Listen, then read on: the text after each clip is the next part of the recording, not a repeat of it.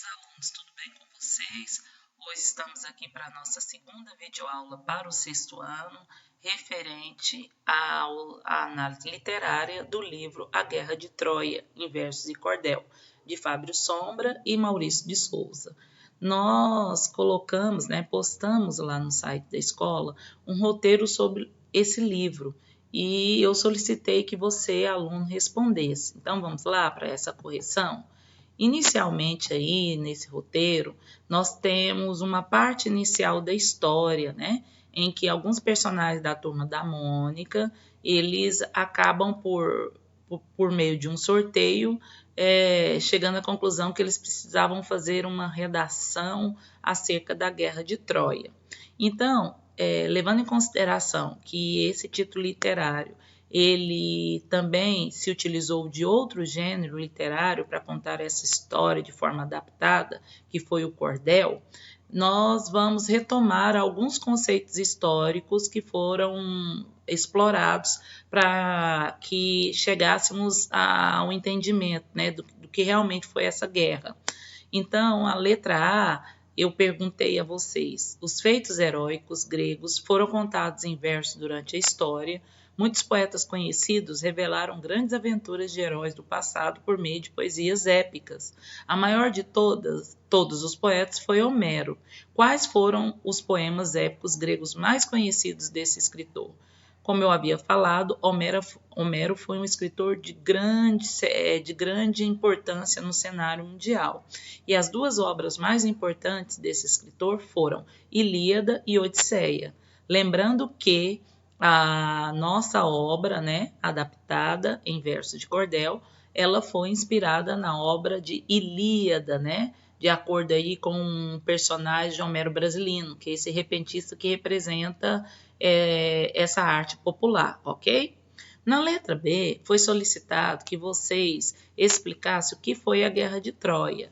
Nessa resposta, você não poderia deixar de considerar que a Guerra de Troia ela realmente existiu, mas não de acordo com o cenário literário que nós estudamos. Foi uma guerra que envolveu reinos, dois reinos, e uma guerra sangrenta, e que esse duelo durou por muito tempo, levando em consideração a questão histórica e a questão literária. Você tinha que abordar essas elementações aí, tá, cara aluno?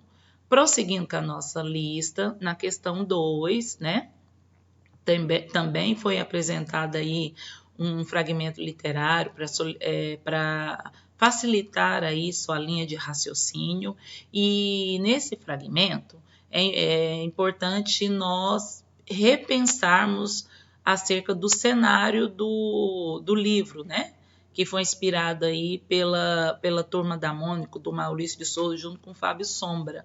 Nós temos esse personagem, conforme eu havia falado na questão anterior, que é o Homero Brasilino. Ele é esse repentista e ele conta a história do grande personagem, Aquiles, que também é o protagonista. E como foi a blindagem de Aquiles que ocorreu por meio da sua mãe, Por que Tétis, a deusa Tétis, que era mãe de Aquiles, acabou blindando, de que modo ela blindou o seu filho? Aquiles ele foi blindado por meio de um mergulho, no rio Estige. Quem fez isso foi a sua mãe, e ela previu que o filho, que era Aquiles, ele poderia ficar seguro e ele poderia ficar intocável acerca dos perigos que ele com certeza iria enfrentar em sua vida, tá? Mas o que aconteceu?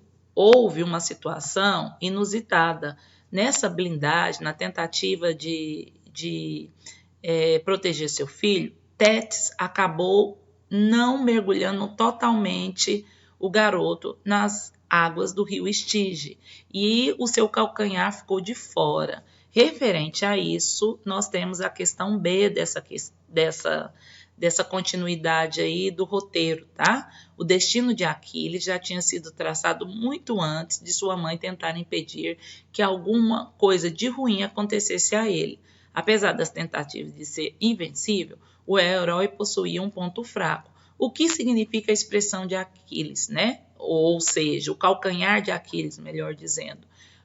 A gente ouve muito essa expressão, é uma expressão popular. O calcanhar de Aquiles significa o ponto fraco do nosso herói. Conforme eu havia falado, na tentativa de blindar o seu filho, Tétis acabou deixando o calcanhar do garoto de fora. Consequentemente, isso o tornou vulnerável em uma parte do corpo, que era o calcanhar, ok? Na letra C, é solicitado que você responda por que Agamenon acompanhou Menelau, seu irmão, até Troia. Vamos relembrar? Agamenon era o esposo de Helena. Então, o que aconteceu? Depois que Parsis, ou Paris, né, pediu que Afrodite tocasse o coração de Helena, de modo que ela ficasse totalmente apaixonada por Parsis, Helena fugiu com o príncipe, né, de Troia para o seu reino. Consequentemente, Agamenon ficou extremamente furioso e ele foi pedir a Menelau ao auxílio. Menelau era o irmão mais velho. Logicamente, por causa já de uma situação de desconforto entre os dois reinos, Menelau não pensou duas vezes e apoiou o irmão Agamenon nessa guerra que durou por muito tempo, ok?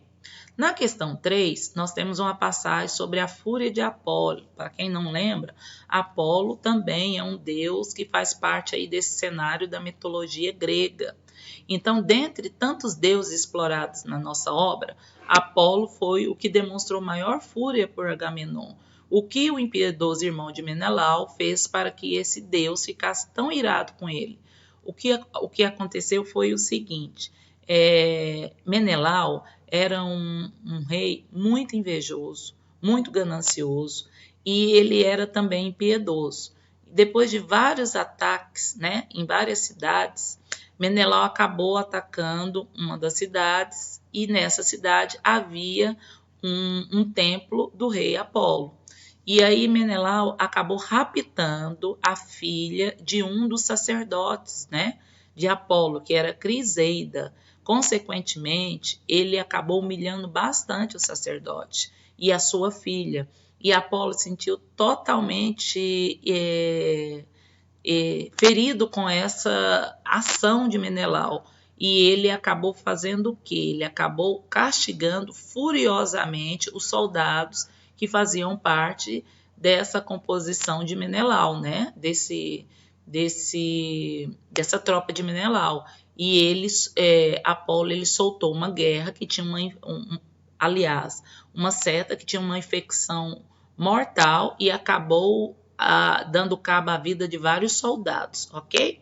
Na letra B, nós temos a passagem do rio Escamandro. Eu não sei se vocês se lembram. Quem se lembra o que aconteceu?